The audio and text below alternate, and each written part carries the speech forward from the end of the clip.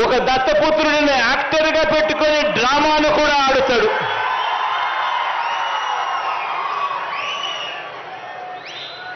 ఈ దత్తపుత్రుడు ఎవరు అనంటే, ఎలాంటి వాడు అనంటే, మొన్న తెలంగాణలో తాను పోటీ పెట్టాడు. తాను తెలంగాణలో అభ్యర్థులను నిలబెడుతూ పోటీ పెడుతూ తెలంగాణలో తాను అన్న మాటలు వింటే నాకు ఆశ్చర్యం అనిపించింది. ఆ పెద్ద మనిషి దత్తపుత్రుడు అక్కడ తెలంగాణలో తాను అంటాడు, తెలంగాణలో తాను పుట్టినందుకు తెగ బాధపడిపోతున్నాను అని చెప్పి అంటాడు. తెలంగాణలో తాను పుట్టినందుకు తన దురదృష్టం అని చెప్పి కూడా అంటాడు. ఇలాంటి వ్యక్తి మొన్న తెలంగాణలో ఇలాంటి డైలాగులు కొట్టిన నాన్ లోకల్ ప్యాకేజ్ ఇస్తారు ఈ పెద్ద మనిషి చంద్రబాబు నాయుడు గారికి ఇంకొక పార్ట్నర్. ఈ పెద్ద మనిషి ఆంధ్ర పాలకులకు చుక్కలు చూపిస్తా అని చెప్పి తెలంగాణలో డైలాగులు కొడతాడు.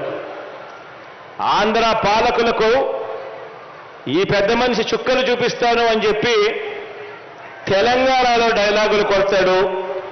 ఈ ప్యాకేజీ ఇస్తారు, ఈ మ్యారేజ్ ఇస్తారు.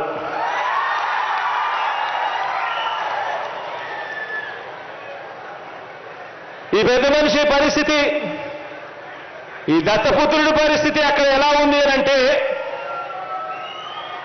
ఆ తెలంగాణలో పోటీ పెట్టి ఇన్ని డైలాగులు ఆంధ్ర రాష్ట్రానికి వ్యతిరేకంగా కొట్టిన ఇన్ని డైలాగులకు ఆయనకు పడిన ఓట్లెన్నో తెలుసా?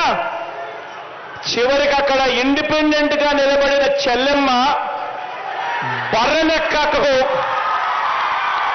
వచ్చిన ఓట్లు కూడా ఈ పెద్ద మనిషికి దత్తపుత్రుడికి రాలేదు. డిపాజిట్లు కూడా రాల.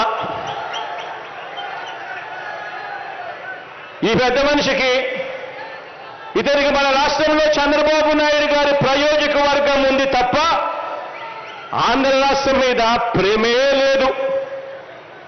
ఇక్కడ ఈ పెద్ద మనిషికి ఒక సొంత నియోజకవర్గం కూడా లేదు. వీరిద్దరూ కలిసి 2014 నుంచి 2019 మధ్య వీరిద్దరూ కలిసి ఎన్నికల్లోకి కలిసి వచ్చారు. కలిసి వచ్చి 2014 నుంచి 2019 మధ్య ఈ ఉద్యానం